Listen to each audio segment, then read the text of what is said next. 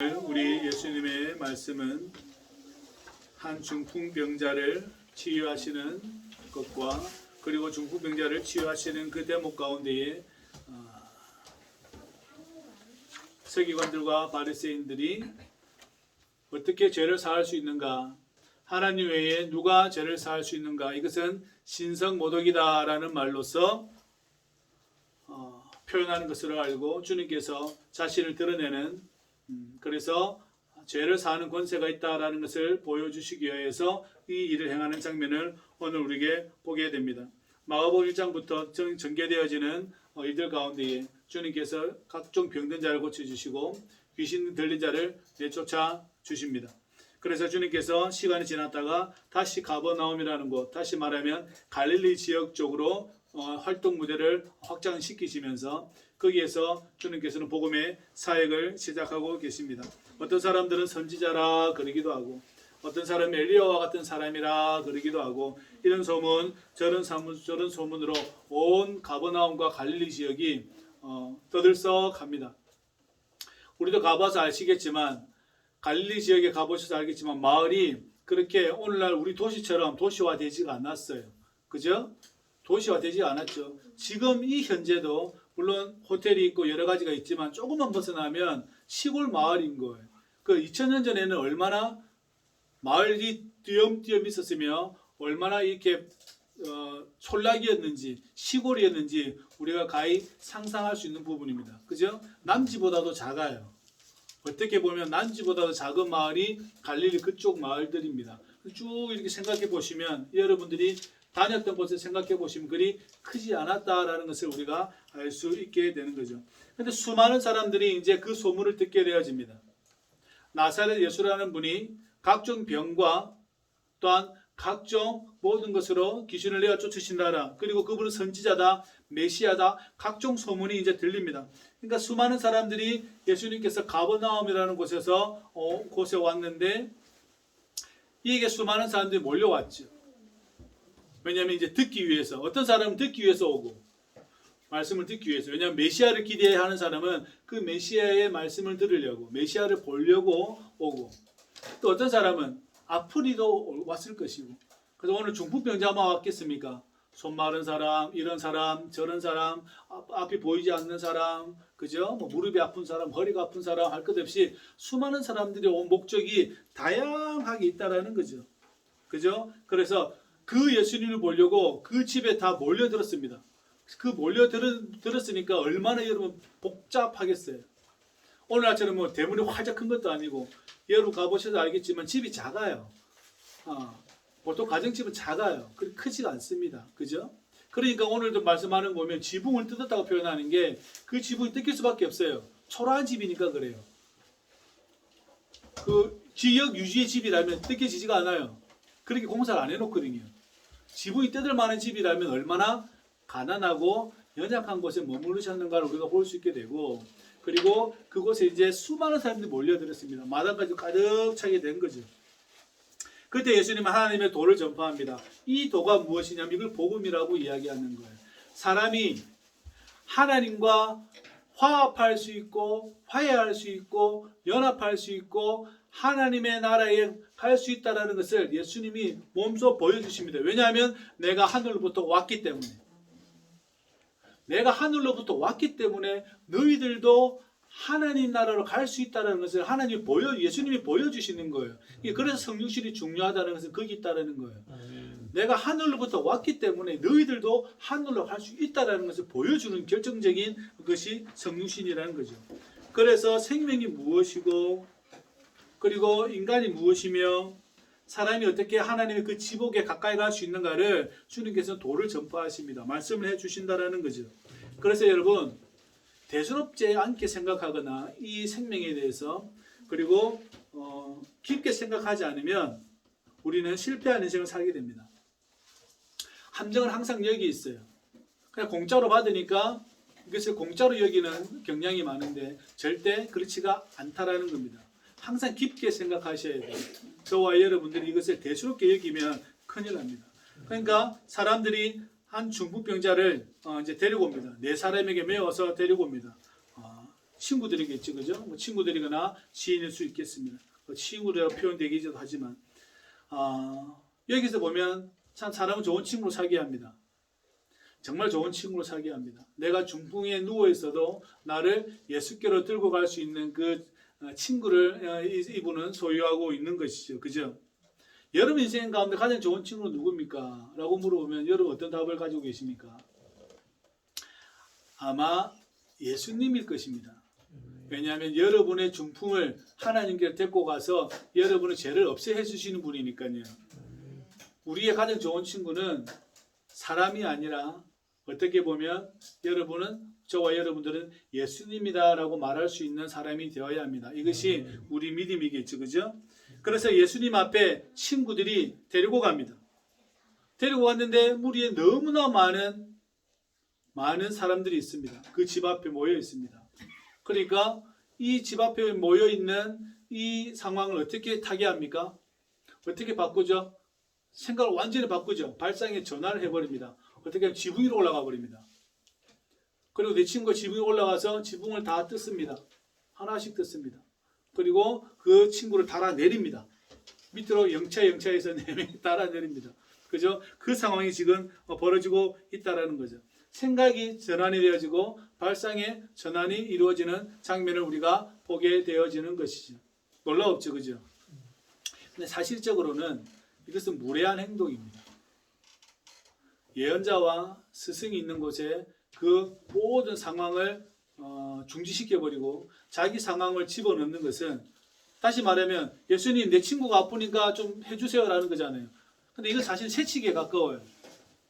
거기에 온 사람들 중에 아픈 사람도 분명히 대기하고 있는 사람도 있을 거란 말이죠. 그죠? 좀 더 심하게 이야기하면 그렇습니다. 어떤 사람도 아파가지고 문 앞에서 대기하고 있단 말이죠. 예수님께서 지금 나를 치유해주기 위한 어떤 행위를 기대하고 자리에 있단 말이죠. 그런데 이 사람들은 어디로 올라가요? 지붕 위로 올라가 버립니다. 그리고 지붕을 뜯어버립니다. 그리고 친구를 달아내립니다. 달아내리는 한 가지 이유예요. 뭐예요? 고쳐달라는 거거든요. 제 친구가 중풍병에 누워있으니 고쳐달라고 예수님께 내려놓는 거거든요. 새치기에 가까워요. 순서를 기다려야 하는데 순서를 기다리지 않습니다. 또 하나는 영적인, 또한 선지자, 자기들 생각하는 선지자의 입장에서 선지자가 말씀하고 있고 뭐 이야기하고 있는데 그 상황을 정적을 깨버린다는 것은 아주 무례한 행동이라는 거죠. 근데 분위기가 엉망이 되어버려요. 그죠? 위에서 지붕이 곱게 뜯어집니까? 지붕이 여러분 곱게 뜯어집니까? 장판 드러내시 곱게 드러내지는 것이 아니잖아요. 그죠? 부스럭부스럭 하고 막 먼지도 떨어지고 분위기가 엉망이 되어버립니다. 그러나 이 다급함이 이들에게는 얼마나 표현되어져 있는가를 우리는 볼 수가 있게 되어집니다. 오늘 윤사모가 기도한 것처럼 신랑이 온 거죠. 신랑이 온 거예요. 이 친구의 중풍병을 유일하게 고칠 수 있는 분은 예수님이라는 것밖에 기억이 안 납니다. 방법은 그분 앞에 어떠한 방식을 가지든 앞으로 나아가는 거예요. 신랑이 온 거예요. 그래서 잔치를 준비해야 합니다. 그 잔치를 준비하는 방법이 지붕을 뜯고 지붕에 올라가시고 지붕을 뜯고 나의 친구를 달아내리는 방법밖에는 기다렸다가는 방법이 없을 것 같아요. 그래서 친구들이 올라갑니다. 좋은 친구들 아니에요? 좋은 친구들이잖아요. 구원의 자세를 취할 때에 이 자세를 취하는 게 아주 중요합니다.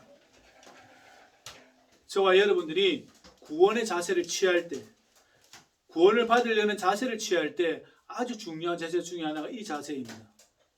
여러분이 다급함이 우리 안에 있어야 합니다.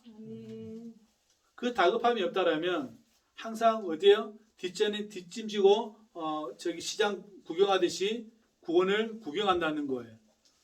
그것은 저와 여러분들에게 하등 도움이 되지가 않는다는 것을 꼭 기억할 수 있기를 주의 이름으로 부탁을 드립니다. 마치 부활 이후에 베드로와 제자들이 다름질합니다. 예수님이 없습니다. 여자들이 와가지고 무덤가 예수님이 없어요. 근데 천사가 없대요. 라고 하니까 베드로가 어떻게 해요? 그 예수님의 무덤가를 길을 쓰고 달려갑니다. 그죠? 마치 그 모습을 보여주는 장면이에요. 친구들이 그 예수님을 보려고, 그래 나의 친구를 중풍병에서 일으킬 유일하신 분이 오셨다는 것을 알고 이유는 모르겠고 어쨌든 어떻게 해요? 달려갑니다. 달아내려요. 달아내립니다. 그러니까 예수님께서 그들의 믿음을 보시고 뭐라고 이야기하냐면 작은 자야 내 죄 사함을 받았다라고 이렇게 말씀을 합니다. 이상하지 않아요? 이상하지 않아요? 고치러 왔는데 지금 고치러 왔어요. 무례한 행동도 했어요. 남의 집도 뜯었어요. 고쳐줄 요량으로 뜯었습니다. 근데 달아내렸습니다. 근데 예수님이 하시는 말이 뭐라고 이야기하냐면 죄 사함을 받았대요. 죄 사함을 받았대요. 그러면 여러분의 마음은 어떻겠습니까? 자, 저와 여러분 4명이 친구고 한 명을 친구를 달아내렸습니다. 근데 그 예수님이 달아내리는 그 믿음을 보시고 뭐라고 말씀하셨냐면 너의 죄를 없다라고 말씀합니다. 그럼 여러분은 어떨 것 같아요? 중풍병에 누워있는 자로서 기분이 좋을 것 같아요? 이게 뭐지? 라는 생각이 들 것 같아요. 지금 달아내린 목적은 고쳐달라고 달아내렸는데 예수님은 고쳐주는 그 행위를 하는 게 아니라 죄가 없다라고 이야기해버립니다. 그러면 아니 그 전날만 해도 귀신도 쫓아내가지고 사람들 다 고쳐주더만 왜 나에게 죄를 사해주지? 이게 뭐지? 라는 생각이 들어야 돼요? 안 들어야 돼요? 들어야 돼요. 장난치나? 심하게 이야기하면 그렇게 돼요. 이게 뭐지? 누워있는 사람들도 황당하고 달아내린 사람도 지금 황당한 상황이 벌어졌습니다. 어떤 일이 벌어지냐면 너의 죄가 없다라는 거예요. 너의 죄가 없다라는 거예요. 너무 황당한 말 아니에요? 우리 장로님이 지금 회에 여러 가지 검사를 받고 있지만 우리 장로님 우리가 달아내렸습니다. 달아내렸어요. 그런데 예수님 장로님 보고 뭐라고 이야기해요? 네 죄가 없다라고 이야기해요. 어떨 것 같아요?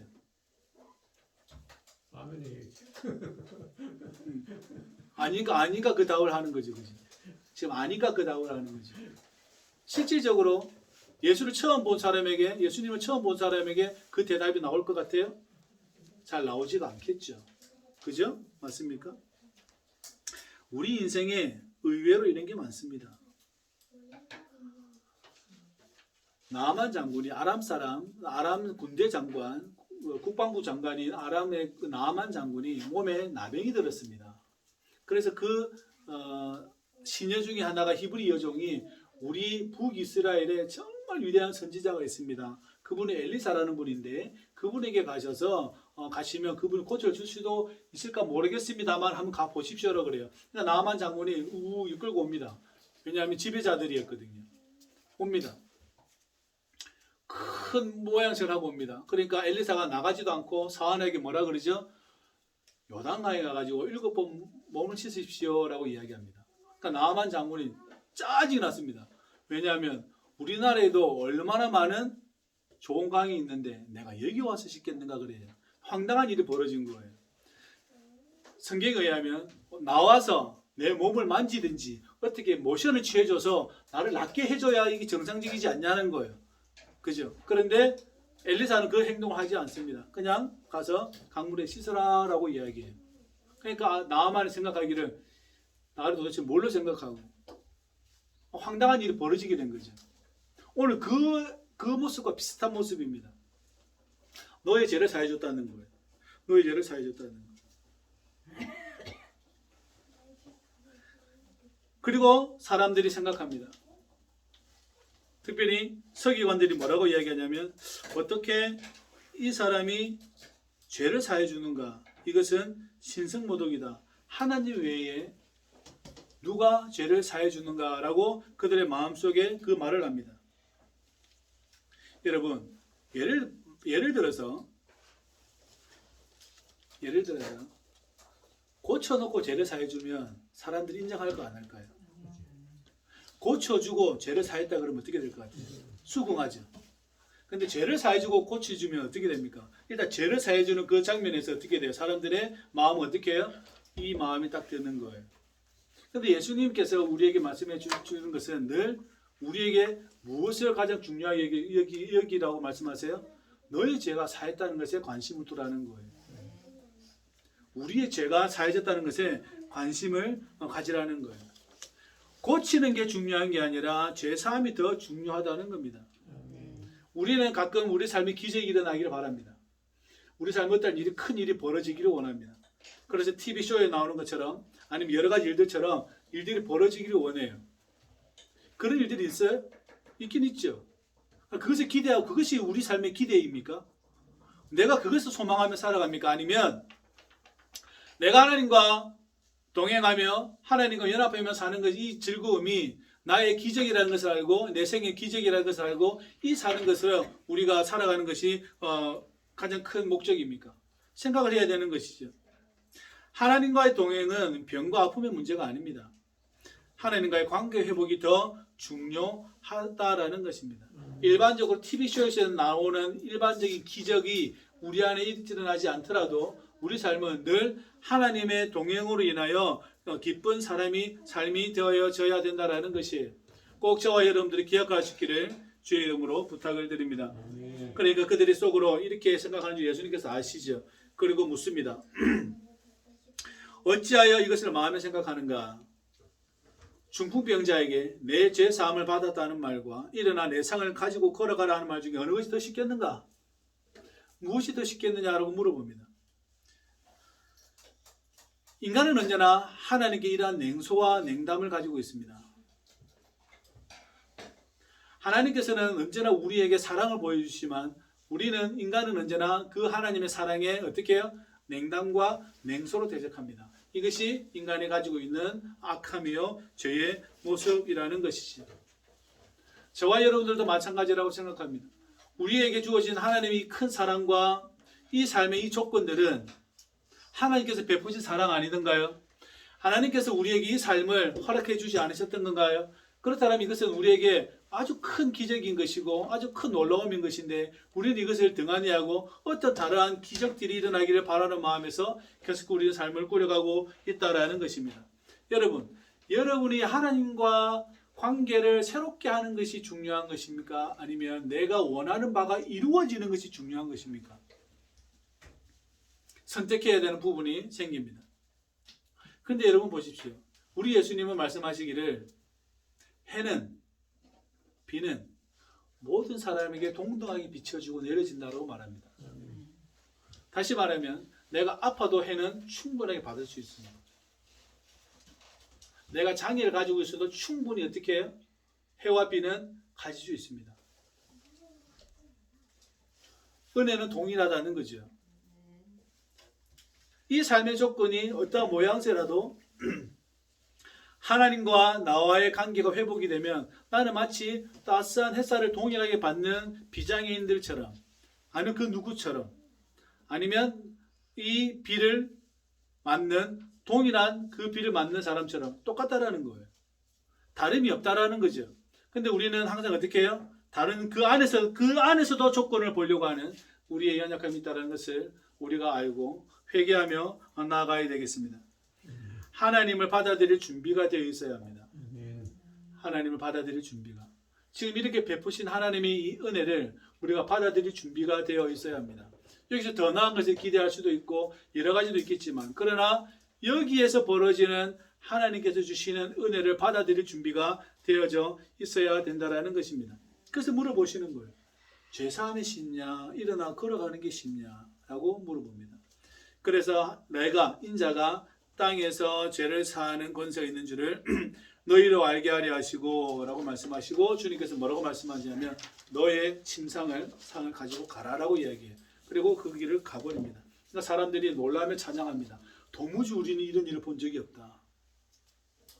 도무지 이런 일을 본 적이 없다라고 말을 합니다.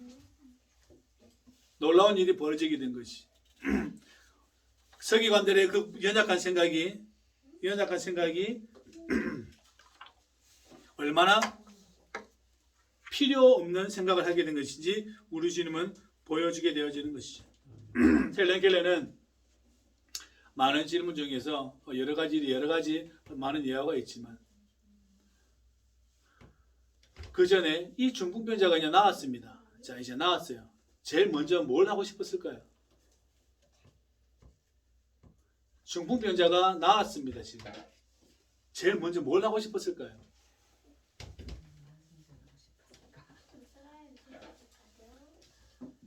제일 먼저 뭘 하고 싶었을까요? 하나님 말씀 전하고 싶지 않았을까요? 여러 가지 있었겠죠, 그죠? 속죄제와 속건제와 화목제를 드리고 제사장에 보이고 여러 가지 가족들과 여러 가지 즐거운 일들을 보냈겠죠, 그죠? 즐거운 일을 보냈을 것입니다. 사실 저와 여러분 중풍에 안 걸려봐서 모르죠. 걸려봤으면은 정말 하고 싶은 게 정말 많았을 것입니다. 어떤 사람은 자기 스스로 용변을 보고 밥을 먹는 것, 이부자리를 개는 것, 그죠? 가족과 함께 시간을 보내는 것, 이것이 소망일 수도 있습니다. 그 중풍병자에게는. 그죠?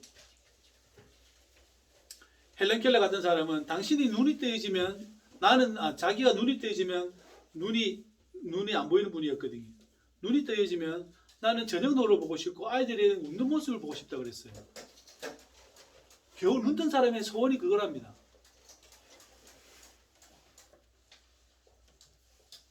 근데 우리가 앞에 안 보여져서 그렇죠. 우리가 중풍병에 안 걸려봐서 모르죠.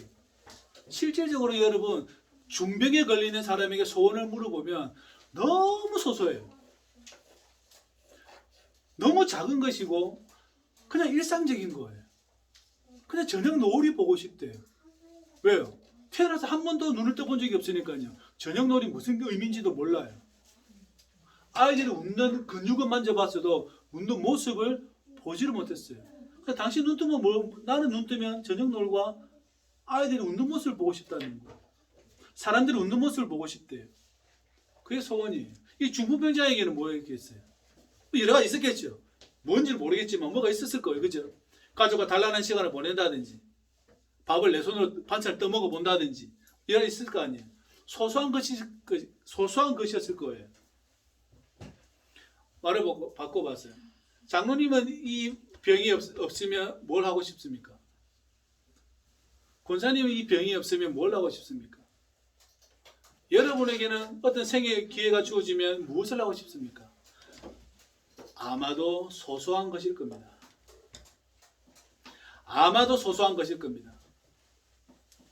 거기에 좀 더 첨부하자면 주님을 찬양하고 주의 말씀을 좀 더 읽고 싶고 주님께 좀 더 기도하고 싶으며 주님께 사랑합니다 라는 고백을 좀 더 하고 싶다라는 것 외에 다른 것은 없을 것입니다. 더 있어요? 여러분 원하는 게 죄사함입니까? 아니면 여러분의 원하는 조건을 가지는 것입니까? 오늘 우리 예수님은 중풍병자에게 네 죄가 사했다라고 이야기합니다.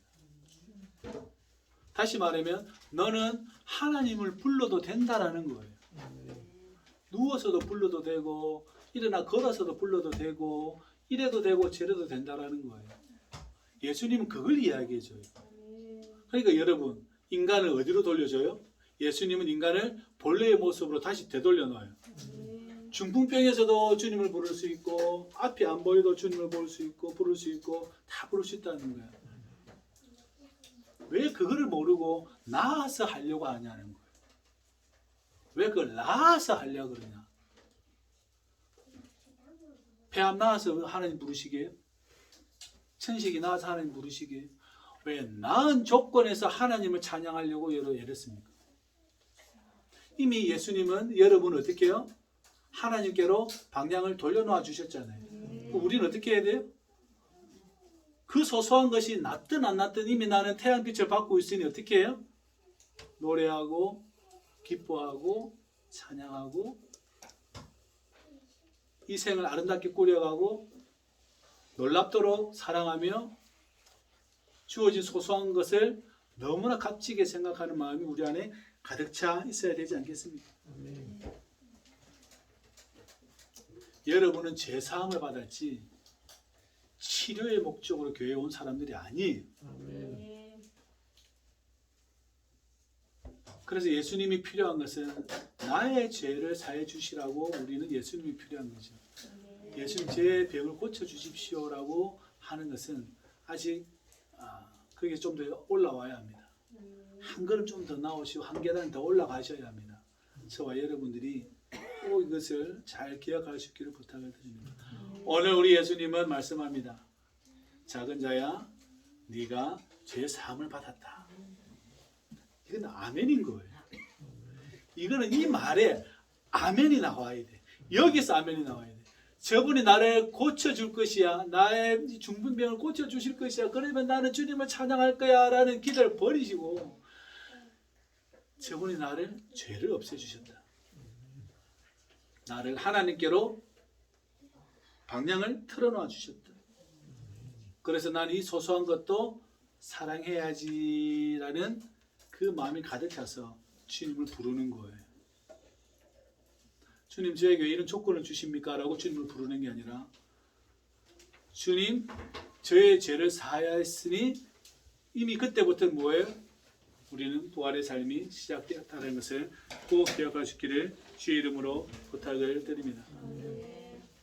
오늘 저와 여러분들이 죄를 없애는 예수님 앞에 나아가 저와 여러분들이 나의 죄를 없애는 분 앞에서 기뻐하고 그리고 나의 영원한 생명을 주신 분 앞에 나아가서 저와 여러분의 기쁨이 가득하기를 온 생애가 기쁨으로 가득 차기를 주의 이름으로 부탁을 드립니다. 기도하시죠. 하나님 주님의 은혜에 감사를 드립니다. 우리가 주님 앞에 올 때에 주님께서는 저희 죄를 사해 주셨나이다. 언제나 우리에게 죄를 없애주시는 당신의 그 선언 앞에 우리의 삶을 되돌아보게 하시고 가장 소소한 것과 가장 작은 것을 귀히 여길 줄 아는 귀한 마음이 우리 안에 가득할 수 있도록 도우시고 인도하여 주옵소서. 하나님과 연합하며 하나님과 동행하는 기쁨을 낙을 누릴 수 있도록 주여 도우시고 성령이 우리를 인도하여 주옵소서. 예수님의 이름으로 기도합나이다. 아멘.